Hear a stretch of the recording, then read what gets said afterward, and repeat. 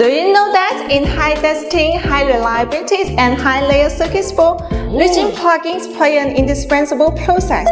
For one located under the BGA pad, if there are no filling, the solder may dry into the hole during reflow, resulting in insufficient solder drawing.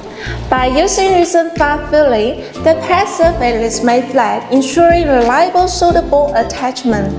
In HDI board, blind wire, buried wire, and fuse hole often coexist.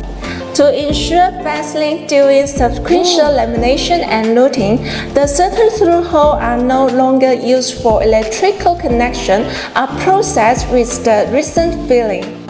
In fields such as medical, aerospace, and military application, higher requirements for moisture and contamination resistance are included. Resin filling helps prevent fluid, dust, and moisture from entering the hole, thereby enhancing long-term reliability and stability.